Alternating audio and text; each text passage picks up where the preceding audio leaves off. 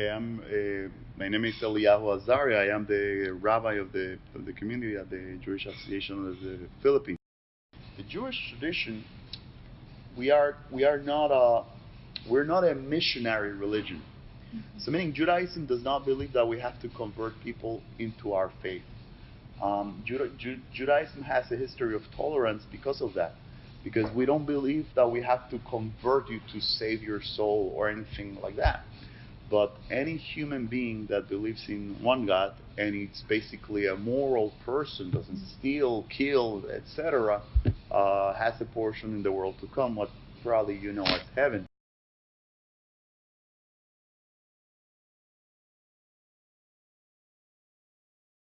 People are in search for meaning. People are searching for truth. Yes, we're very advanced. We come with many different theories, and we do. Science has come a great way, but I do not believe that there is a contradiction. I mean, the science is a search of truth with the tools that we have. Torah is the divine knowledge, and it's not a book that it's meant to be a book of science. In Judaism, we have a rule, a kalal. Kalal means a rule. The rule says that the Torah was given in the language of mankind, in the language of man. What does that mean?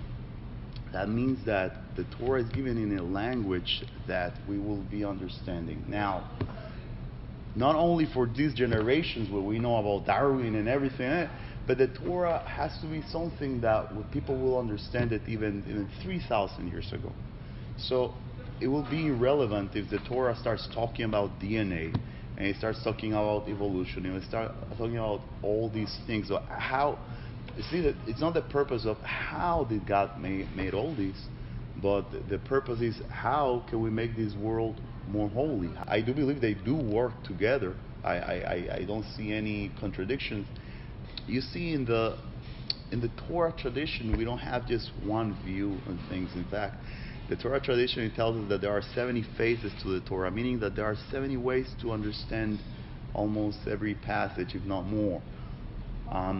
So we will have, within the Torah tradition, we have views that are more rational, let's put it like that, more scientific, and we have others that are more literal.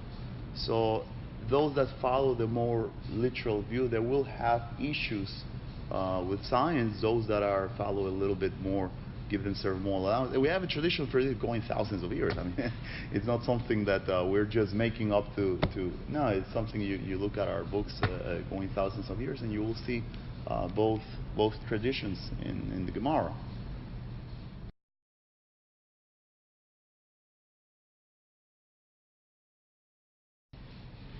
But okay, that I treat someone different doesn't mean that I show less respect.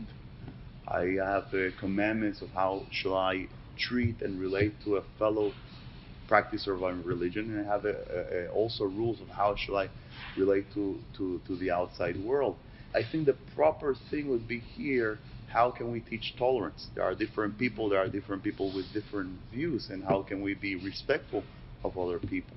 It doesn't mean that you have to treat everyone equal, because each religion will have different. I'll give you an example. There are prayers that I can only count people from that are part of my religion. So I cannot, just by that definition, I cannot treat everyone equal, because if you're not part of my religion, I cannot count you for that prayer. So I think the key is not, let's not force people to change their religion, but let's encourage people to be tolerant and towards everyone. The people, doesn't matter their religion, doesn't matter even if they have no religion. There are people that have no religion at all. Let's be open-minded. Meaning, let's be tolerant.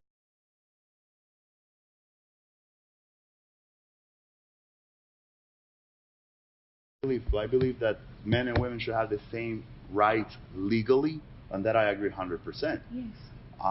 However, I do believe in the values, traditional values. I do believe that kids are better off when mommy is with them.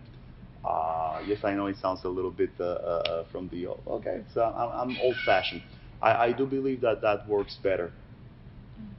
But that doesn't mean that we should force ladies to be in the house or anything like that.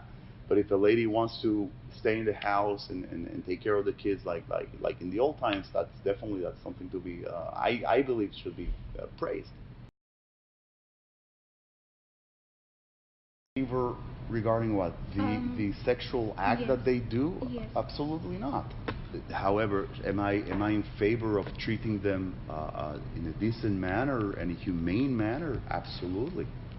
Sexuality is something that should be encouraged. I don't think so. My religion tells me it should not be. At the same time, we should be understanding, because in this generation, many people feel like that, and not only that, they feel they are born in this manner, and so we have to be understanding. I think that's the proper path, to be understanding.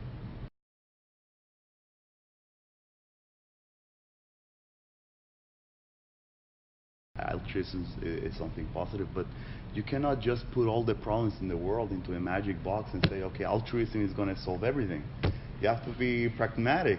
The gap between the rich and the poor, that's something that's going to be for these, you have to deal many issues. I think education is key here. If you focus on education, people will find ways, innovation ways where they can come out of that. Economy will be much better. So I don't know. I think right now, if you look at the world, we're doing very, very, very well. Hunger has been reduced significantly year after year. Even though the population is growing, we have more people in the world. Resources are also growing. So maybe there's something there in altruism, absolutely plays a key role. But you cannot just put everything into that. So you have to focus. I think education is central. Focus on education, and your society will come out of poverty.